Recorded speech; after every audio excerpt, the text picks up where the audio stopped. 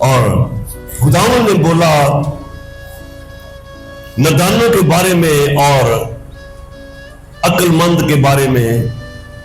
Bible मुकद्दस में से पढ़ेंगे मत्ती की इंजील के अंदर इसको खुदावंद ने एक तमसील बोली थी। हम उसको पढ़ेंगे खुदा कलाम में से।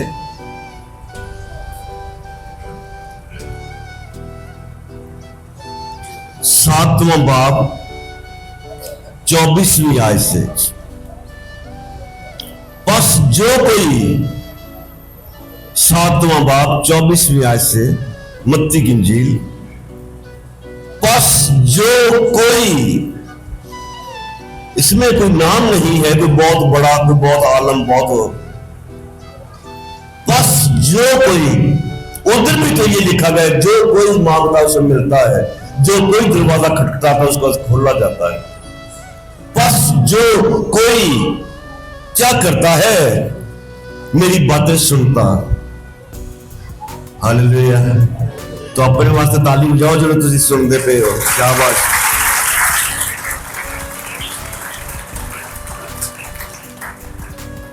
और बाइबल कहती है कि ईमान सुनने से पैदा होता है, सुनना मसीह के कलाम से। बस जो कोई मेरी ये बातें सुनता और उन पर अमल करता है। सुनना काफी नहीं है, अमल खुदा देखना चाहता है। और दाऊद ने बोला कि तेरा कलाम मुझे मिला, मैंने मानने में जल्दी की और देर ना लगाई। बस जो कोई मेरी बातें सुनता, उन पर अमल करता है, वो उस अक्लमंद आदमी की मानद है। बाकी बेवकूफ है कौन जो मेरी बातों को अमल नहीं लाता। सुनना काफी नहीं, अमल जरूरी है। बस जो कोई मेरी ये बातें सुनता और उस पर अमल करता है, वो उस अक्लमंद आदमी की मानद ठहरेगा जिसने चट्टान पर अपना घर बनाया। किसके ऊपर घर बनाया? चट्टान के ऊपर घर बनाया। और चट्टान हमारा खुदावंद यीशु अल मसीह है। और आपको यह भी मालूम होना चाहिए कि जो कोई घर बनाता है, जो कोई घर बनाता है, उस घर में रहता भी है। हालेलुया। घर बना के छोड़ को नहीं देता। जो घर चट्टान पे बनता वो नजर आता भी है, और जो घर के अंदर रहता है उसका जीवन भी दूसरों को नजर आता है। और जो घर चट्टान के ऊपर बनता है उस घर की जिम्मेदारी भी चट्टान देती है कि तब्बा ली तेरे डेरे बेचना चापी पावे, क्योंकि वो घर चट्टान पे बना है। आमीन। हालेलुया। जो घर चट्टान पे बना हो, खुदा में बना हो, यदि जुर्त हो उसका रूह देख सके। और वो उस अक्लमंद आदमी की मानद है जिसने अपना घर चट्टान पर बनाया। मुश्किल आ सकती दोनों के ऊपर। बाइबल कहती है पास जो कोई मेरी बातें सुनता उन पे अमल करता है, वो उस अक्लमंद आदमी की मानद ठहरेगा जिसने चट्टान पर अपना घर बनाया। और मींह बरसा, पानी चढ़ा, तो मींह आता है पानी चढ़ाने के लिए, सैलाब लाने के लिए। मींह बरसा, पानी चढ़ा, आंधियां चले, उस घर पर टकरे लगे। इसका यह मतलब भी नहीं कि जो बंदा खुदा में, उसके ऊपर मुसीबत नहीं आ सकती, उसके ऊपर कोई बीमारी नहीं आ सकती, कोई परेशानी नहीं आ सकती। आ सकती है। आंधियां चली, मींह बरसा,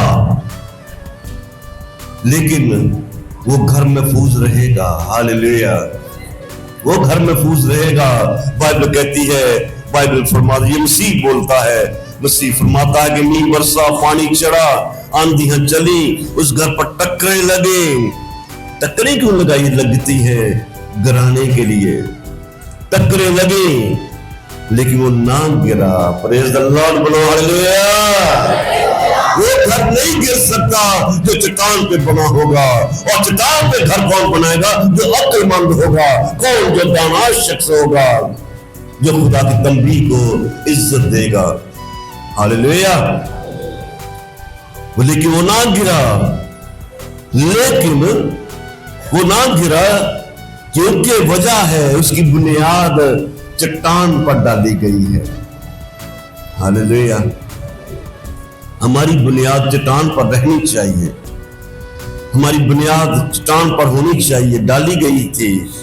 और जो कोई मेरी ये बातें सुनता, यहां पर दोनों का जिक्र आया।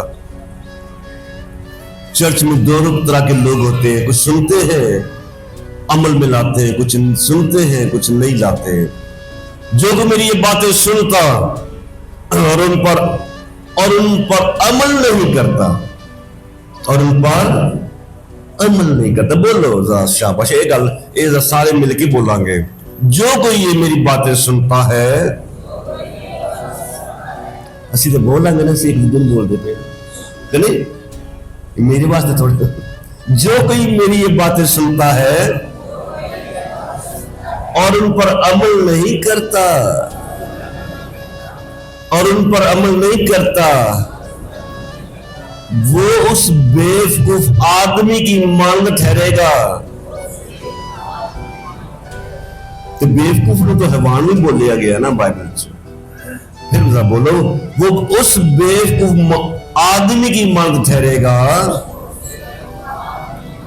जिसने अपना घर रेत पर बनाया और मींह बरसा, पानी चढ़ा, आंधियां चली, उस घर को सदमा पहुंचाया और वो गिर गया और बिल्कुल बर्बाद हो गया। तो फायदा किसके अंदर है? फिर फायदा तो फिर उसका ही होगा जो चट्टान के ऊपर बनाया गया है। और दाना की जिंदगी की राह ऊपर को जाती है और वो पताल से अपने आप को बचाता है। फायदा तो हमारा ही है ना, फायदा तो हमारा ही है। तो जो अक्लमंद है वो अमल में लाएगा, और जो बेवकूफ है वो रद्द कर डालेगा कि मुझे जरूरत ही कोई नहीं है। इसलिए अक्लमंद होने के लिए अच्छा है खुदा से कहा जाए, खुदा मुझे और समझा, मैं तेरे जुल्म में मिन्नत करता हूं ताकि मैं कल को गिर ना जाऊं, मुझे चोट ना लग जाए।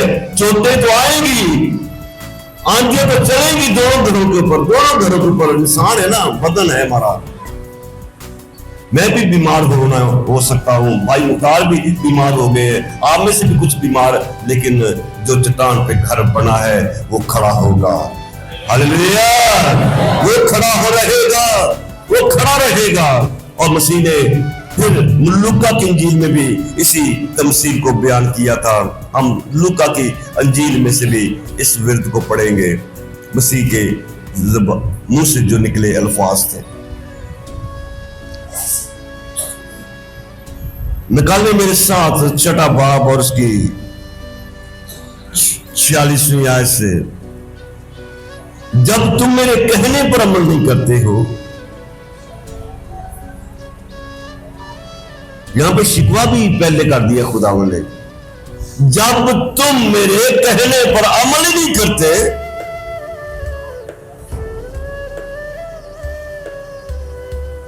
तो दिल नहीं टूट जाता?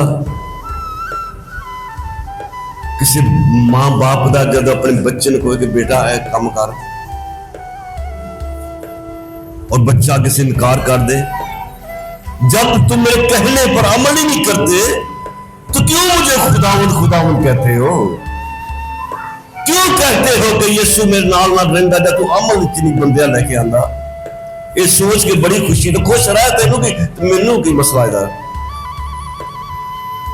तू खुश रह, लेकिन मेरी खुशी ये है कि तू मेरे हुक्मों पे अमल करो, मेरी खुशी पूरी हो जाएगी। जब तुम मेरे कहने पर अमल नहीं करते तो क्यों मुझे खुदावंद खुदावंद कहते हो? जो कोई मेरे पास आता है और मेरी बातें सुनकर उन पर अमल करता है, मेरे पास आता है और मेरी बातें सुनकर उन पर अमल करता है, और मैं तुम्हें जिताता हूं, मैं तुम्हें जिताता हूं तो किसकी मानद है? वो उस आदमी की मानद है जिसने घर बनाते वक्त जमीन गहरी खोद कर, हालेलुया, जमीन गहरी खोद कर। और आपको मालूम है कि जमीन गहरी खोदने का जब खोदी जाती है तो सब नीचे हो जाता है। जमीन गहरी जितनी खोदी जाए उतनी बुनियाद मजबूत ठहरती है, आप सब जानते हैं। जमीन गहरी खोद कर, उस बंदे ने जमीन गहरी खोद कर चट्टान पर बुनियाद डाली। जब तूफान आया, सैलाब उस घर से टकराया तो उसे हिला ना सका। मत्ती की इंजील कहती कि उसे गिरा ना सका, इधर लिखा गया हिला ही ना सकिया, हालेलुया, उसे हिला ना सका क्योंकि वो मजबूत है, क्योंकि वो मजबूत बना हुआ था। लेकिन जो सुनकर अमल में नहीं लाता, खुदावंद तो कहता है लेकिन सुनता भी है लेकिन अमल में नहीं लाता, ये मसीह कह रहा है।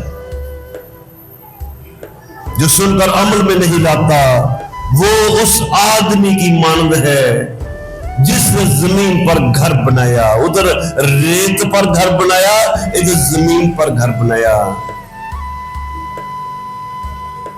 जमीन पर घर बनाना लैदा है, चट्टान पर घर बनाना लैदा है, हालेलुया। तो जो घर रेत पर बनता है वो गिरेगा, जो घर जमीन पे बनेगा वो गिरेगा। टक्करें तो लगेगी, दोनों को लगेगी, लेकिन जो चट्टान पे बना देगा ना उसे हिला सकेगा ना वो गिरा सकेगा, कि वो घर चट्टान पे बनाए। लेकिन कौन घर बनाएगा चट्टान के ऊपर? जो उसकी तंबीह को इज्जत देगा, मुलामत को इज्जत देगा, हालेलुया, आमीन। तो अपने कदमों पे खड़ा होकर कुछ लम्हे सोचे अपनी अपनी जिंदगी के। इस जमीन के बहुत सारे रास्ते हैं, अच्छे लगते